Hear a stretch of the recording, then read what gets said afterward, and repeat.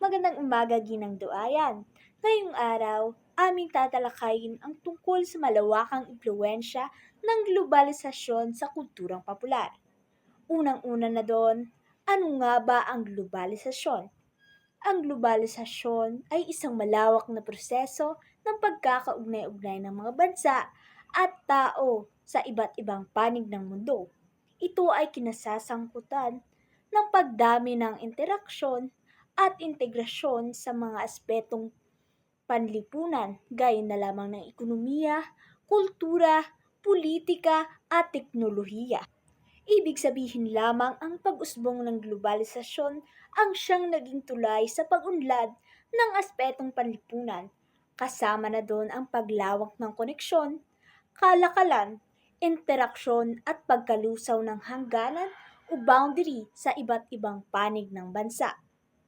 Sa madaling salita, dito natin makikilala at mauunawaan ang iba't ibang wika at kultura sa pamamagitan ng mabilisang pagpapalitan ng impormasyon, ideya, produkto at serbisyo.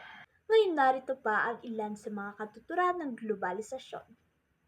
Ayon kay Emmanuel Wallerstein, ang globalisasyon ay kumakatawan sa tagumpay ng kapitalismo sa mundo. Ito raw ang pagkakahati-hati ng mga trabaho sa mundo. Nangangahulugan lamang na ang globalisasyon ang siyang naging daan sa pag-unlad ng ekonomiya at pagkakahati-hati ng trabaho, kabuhayan at serbisyo na bunga ng tagumpay ng kapitalismo sa iba't ibang panig ng bansa. Pag sinabi nating kapitalismo, ito ay nagmula sa salitang ugat na kapital na nangangahulugang puhunan. Kapag ang isang bansa ay tinawag na kapitalismo, ito'y nangangahulugan lamang na ito'y namumuno ng bansa. Kapag sinabi nating kapitalismo, ito ay nagmula sa salitang ugat na kapital na may kasing kahulugan na puhunan. Kapag ang isang bansa ay tinawag na kapitalismo, nangangahulugan lamang o maituturing lamang ito na namumuhunang bansa. Ayon kay Anthony Giddens, isang sosyologista, ang globalisasyon ay hindi lamang penomenong pang-ekonomiya, kundi isang panlipunang ugnayan ng mga pamayanan sa iba pang pamayanan sa daigdig. Sa kanyang pananaw, ang globalisasyon ay higit pa sa aspetong pang-ekonomiya.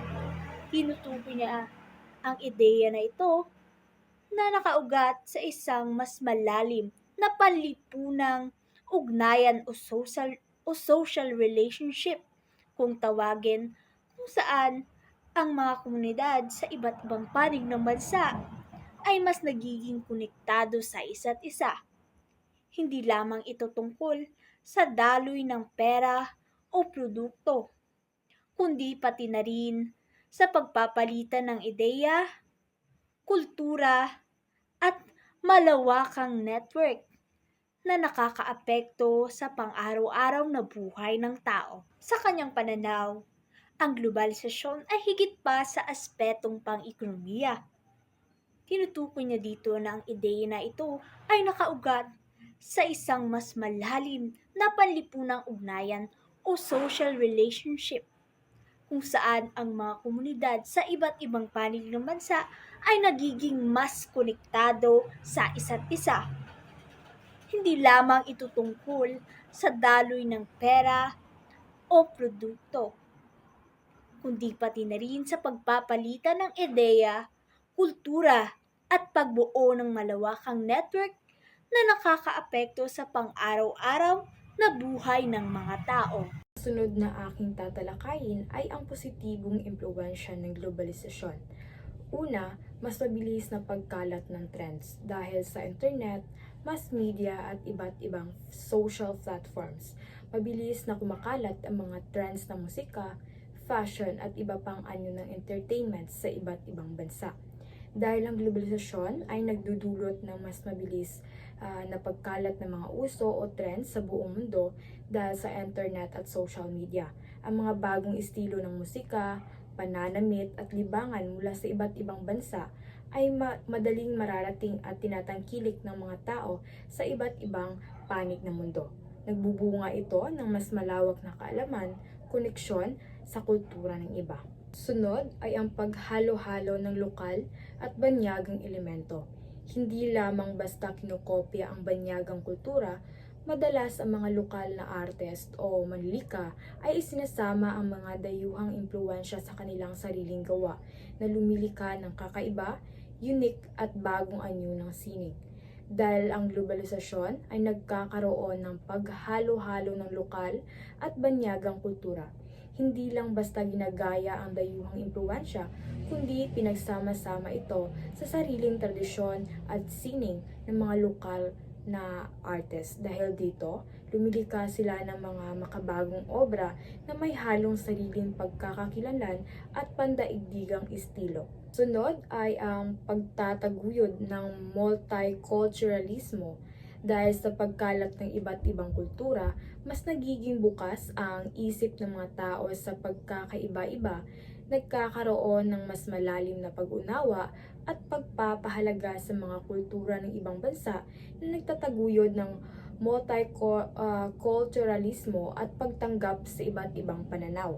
Dahil ang globalisasyon ay nagpapalaganap ng multiculturalismo sa pamamagitan ng pagkakilala sa iba't ibang kultura sa mas maraming tao.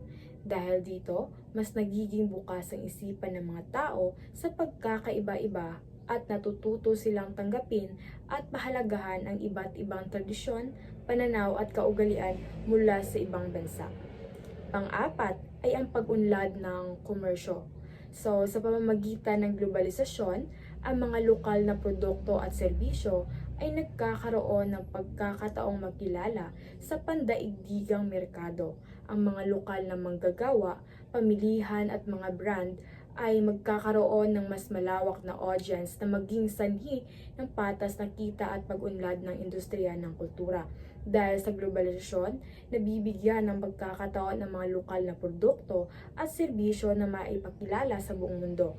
Lumalawak ang merkado at mas maraming tao ang naabot, kayang tumataas kita ng mga negosyo at umunlad na industriya lalo na sa larangan ng sining at komersyo. Ngayon, tungo naman tayo sa negatibong impluwensya o epekto ng globalisasyon. Una, ito ay ang pagkawala ng orihinalidad at lokal na pagkakilanlan. Ang isa sa pinakamalaking hamon ng globalisasyon ay ang potensyal na pagkawala ng pagkakilanlan ng lokal na kultura dahil sa dominasyon ng isang malaking kultura tulad ng Western o Korean pop culture. Maaaring unti-unting matabunan ng ating sariling sining, musika, wika at tradisyon. Dahil ang globalisasyon ay nagdudulot ng paglaganap ng mga banyagang kultura na maaaring makaapekto sa lokal na pagkakilanlan. Dahil dito unti-unting nawawala ang interes sa sariling wika, tradisyon at sining. At mas napapaboran ang mga dayuhang impluwensya tulad ng Western o Korean pop culture. Ito ay nagdiresulta ng unti-unting pagkalimot sa ating sariling kultura. Pangalawa ay ang neokolonyalismo sa kultura. Maaaring magdulot ang globalisasyon ng isang uri ng neokolonyalismo kung saan ang mga makapangyarihang bansa ay nagpapalaganap ng kanilang kultura at produkto na nagdiresulta sa pagiging dependent ng mas maliit na bansa sa mga ito. Nagiging komersyalisado ang kulturang popular na mas interesado sa kita kaysa sa pagpapayaman ng sining at tradisyon. Ang neokolonyalismo sa kultura ay nangyayari kapag ipinapalaganap ng makapangyarihang bansa ang kanilang kultura at produkto sa ibang bansa. Dahil dito, nagiging masyadong dependent ang mga maliliit na bansa sa mga banyagang ideya at kalakal at unti-unting nawawala ang halaga ng sariling kultura na napapalitan ng mga komersyal at dayuhang impluwensya. Panghuling negatibong impluwensya ng globalisasyon ay ang panghihina ng lokal na industriya. Dahil sa pagdami ng mga banyagang produkto at media, maaaring humina ang lokal na industriya ng sining at libangan. Halimbawa, ang pagbaba ng produksyon ng lokal na pelikula dahil sa dominasyon ng Hollywood films. Dahil dito, ang globalisasyon ay nagdudulot ng pagdami ng banyagang produkto at media na nagiging dahilan ng panghihina ng lokal na industriya. Halimbawa, mas pinili ng marami ang Hollywood films kaysa sa lokal na pelikula, kaya bumaba ang produksyon at kita ng mga lokal na manggagawa sa sining at libangan. Yun lamang po. Maraming salamat.